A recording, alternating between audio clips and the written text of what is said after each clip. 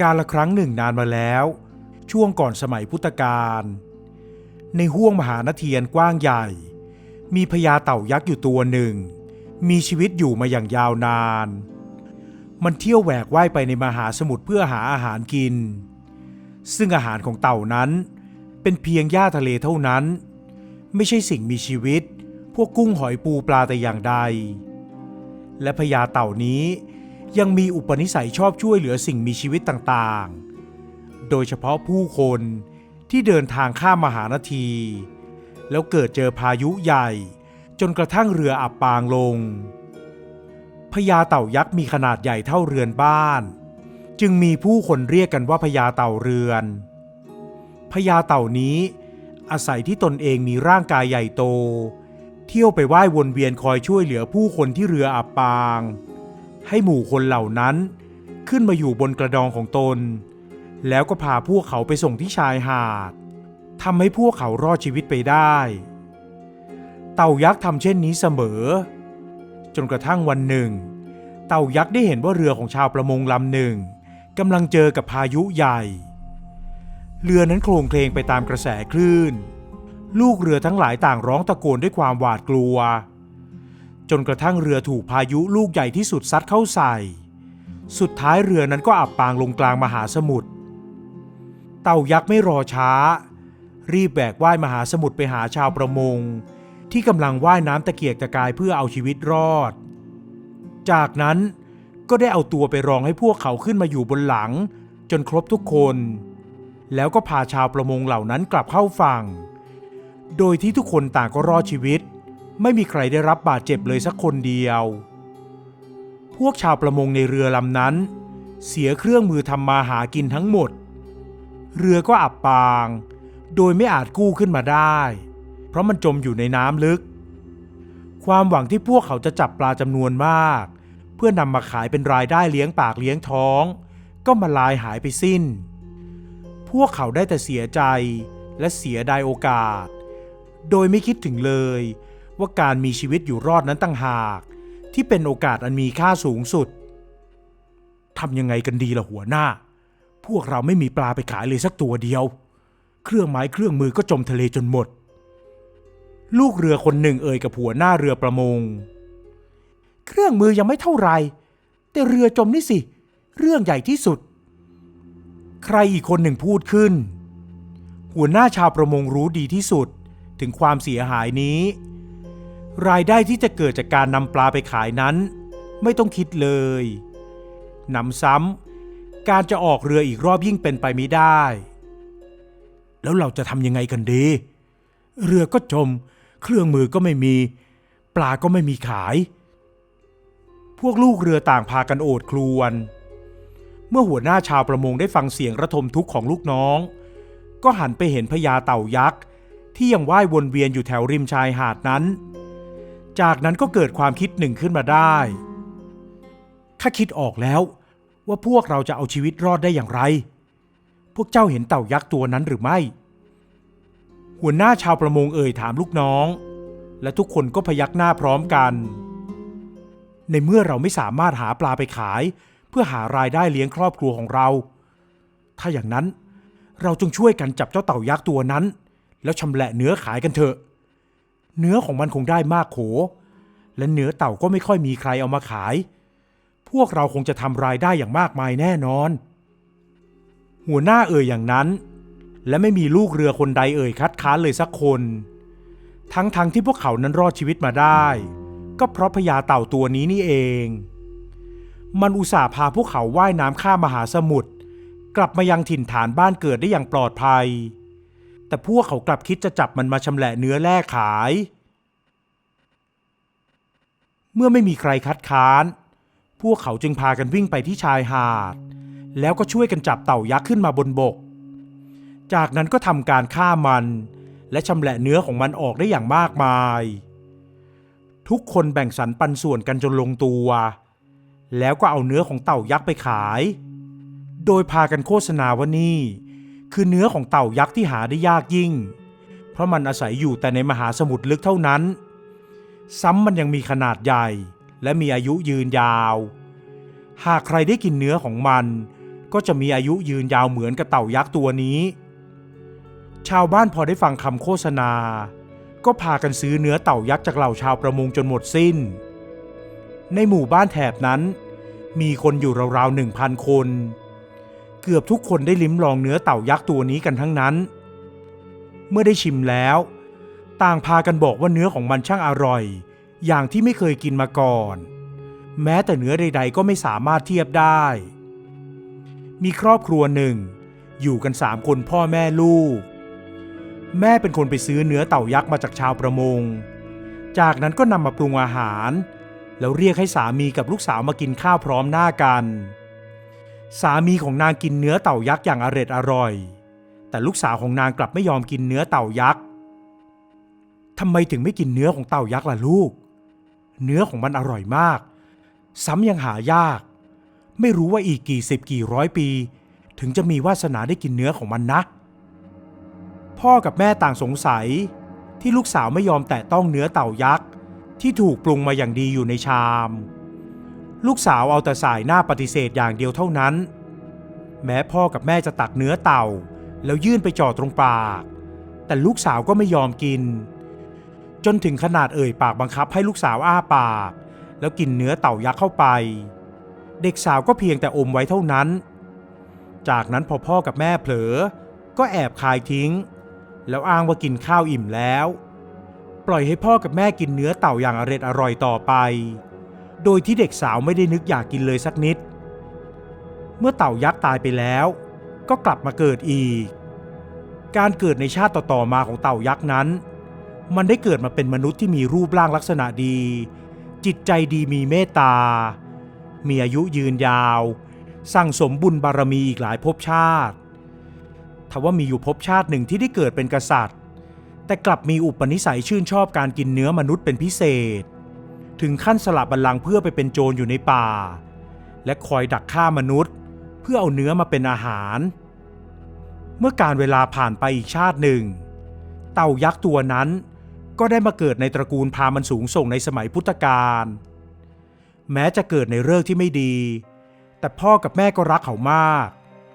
เขาได้รับการดูแลเลี้ยงดูอบรมและเอาใจใส่อย่างดีจนกระทั่งเมื่อเติบโตขึ้นเป็นหนุ่มก็ได้ถูกส่งไปเรียนยังสำนักของอาจารย์ทิสาปราโมกข์ณเมืองตักศิลาอันเป็นเมืองที่ได้ชื่อว่ามีสำนักอาจารย์ที่มีความรู้มากมายบุตรชายจากตระกูลสูงส่งทั้งหลายไม่ว่าจะเป็นตระกูลเศรษฐีพราหมณ์หรือแม้แต่บุตรชายของกษัตริย์จากแว่นแคว้นต่างก็ถูกพ่อแม่ส่งมาเรียนยังเมืองตักศิลาทั้งนั้นสำนักของอาจารย์ทิสาปราโมกข์นั้นมีแต่ลูกผู้ดีมีเงินลูกของพราหมณ์รวมถึงลูกกษัตริย์มาร่ำเรียนกันเมื่อชายหนุ่มลูกของพราหมณ์ได้มาเรียนที่นี่นอกจากเขาจะมีหน้าตารูปร่างอันหล่อเหลาแล้วเรื่องสติปัญญาของเขานั้นถือว่าเป็นเลิศกว่าใครในรุ่นราวคราวเดียวกันอาจารย์ทิสาปราโมกข์ก็รักและเอ็นดูเขามาก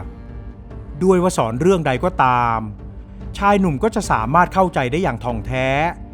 โดยไม่ต้องคอยจำจี้จำชัยหรือสอนซ้ำครั้งที่2ครั้งที่3เหมือนลูกศิษย์คนอื่นๆเมื่อชายหนุ่มเป็นที่รักของอาจารย์และได้รับการถ่ายทอดวิชามากมายก็ทำให้เพื่อนในรุ่นเดียวกันนั้นไม่ชอบหน้าเขาทุกคนต่างหมั่นไส้ที่เขาได้ดีเกินหน้าเกินตาได้รับแต่คำชมจากอาจารย์ในที่สุดพวกเขาต่างก็คิดแผนจะทำลายชายหนุ่มลงเสียเพราะความอิจฉาริษยาทั้งหมดพากันแบ่งเป็น3 กลุ่มเพื่อกระทำตามแผนยุยงให้อาจารย์ทิสาปราโมกข์เกลียดลูกศิษย์คนเก่งคนนี้โดยให้กลุ่มลูกศิษย์กลุ่มแรกเข้าไปยุยงอาจารย์จากนั้นก็บอกว่าชายหนุ่มคิดจะเป็นศิษย์ล้างครูและบอกว่าเขาเก่งกว่าอาจารย์ทิสาปราโมกข์เมื่อแรกอาจารย์ก็ไม่เชื่อยังถือคติฟังหูไว้หูแต่สักพักลูกศิษย์กลุ่มที่2ก็มาฟ้องในเรื่องเดียวกันใจของอาจารย์ทิสาปราโมกข์จึงเริ่มไขว้เขวแล้วสุดท้ายพอกลุ่มที่3มาพูดเรื่องเดียวกันอีกในที่สุดอาจารย์ทิสาปราโมกข์ก็เชื่อโดยสนิทใจว่าลูกศิษย์คนโปรดของเขาคงคิดจะล้างครูเป็นแน่แท้แล้ว แต่ครั้นอาจารย์ทิสาปราโมกจะกำจัดเขาด้วยวิธีตรงๆเช่นเข็นฆ่าหรือขับไล่ออกไปเสียจากสำนักก็จะกลายเป็นที่โจษขานไปทั่วและจะทำให้ชื่อเสียงของสำนักเสียหายได้อาจารย์ทิสาปราโมกจึงได้คิดวิธีกำจัดลูกศิษย์คนเก่งด้วยวิธีแยบยลที่สุดนั่นก็คือเรียกชายหนุ่มเข้ามาคุยเป็นการส่วนตัวเจ้าเป็นลูกศิษย์ที่เก่งที่สุดในรุ่นไม่ว่าวิชาใดที่ข้าสอนเจ้าก็เข้าใจทะลุปลุกโปร่งจนหมดแล้วจนข้าแทบจะไม่เหลือสิ่งใดสอนเจ้าแล้วแต่ว่าข้ายังมีวิชาที่สุดยอดที่สุดเหลืออยู่อีก1 แขนงเจ้าอยากจะเรียนหรือไม่อาจารย์ทิสาปราโมกถามชายหนุ่มข้าอยากเรียนขอรับอาจารย์ชายหนุ่มรีบตอบรับด้วยความยินดีเป็นอย่างยิ่งเพราะเชื่อว่าไม่ว่าอาจารย์จะสอนวิชาใดวิชานั้นย่อมดีอย่างแน่นอนแต่เจ้าจะต้องยอมแลกกับสิ่งที่เจ้าไม่อยากทำอย่างที่สุดนะนั่นก็คือชีวิตคน 1,000 คนเจ้าจะยอมหรือไม่หากเจ้าสามารถฆ่าคนได้ถึง 1,000 คนเมื่อไหร่ข้าจะสอนวิชาขั้นสูงสุดนั้นให้เจ้า